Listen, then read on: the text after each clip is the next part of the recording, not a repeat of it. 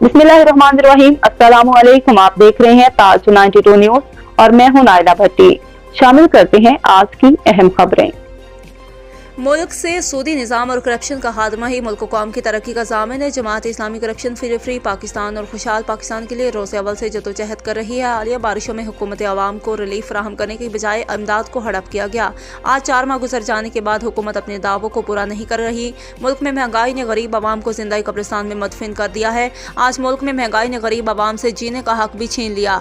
मखलूक खुदा आज एक वक्त के खाने के लिए तरस रही है। मुल्क में अद्वियात को इंतहाई महंगा कर दिया गया है। अब आवाम अपने इलाज के लिए भी परेशान हाल हैं।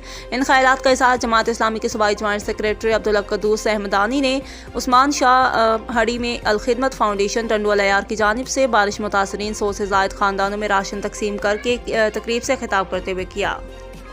जबकि तकरीब से ज़िले अमीर तिदार हुसैन बहरानी, नायब अमीर हाजी शफीक मुगल, मोहम्मद यूनस कायम खानी, सर नसीरुद्दीन कायम खानी, मुत्तहिदा इत्तेहाद अब्बासिया इंटरनेशनल के मरकज़ी राबता सेक्रेटरी अब्दुल हमीद अब्बासी, अशरफ मेयो और दीगर मुकर्रीन ने खिताब करते हुए कहा कि हुकूमती नुमाइंदों ने अपनी आवाम से हमेशा झूठे वादे किए। आज मुल्क में जो कुदरती आफत पाकिस्तान में आई है, पूरे पाकिस्तान में 3 करोड़ अफराद मुतासर हुए हैं।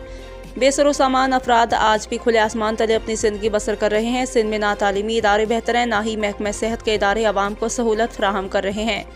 हुकूमत फौरी तौर पर मुल्क को मुआशी बहरान से निकालने के लिए मुल्क में कबल अज़ वक्त इलेक्शन कराकर अवामी इख्तियारात निचली सतह पर फराहम करके अवाम के बुनियादी मसाइल के हल में अपना किरदार अदा कर सकते हैं। हुकूमत मुल्क से फौरी तौर पर सूदी निज़ाम के खात्मा करके पाकिस्तान को फलाही इस्लामी रियासत इस्लामी जमहूरिया पाकिस्तान बनाने के लिए इक़दामात करे।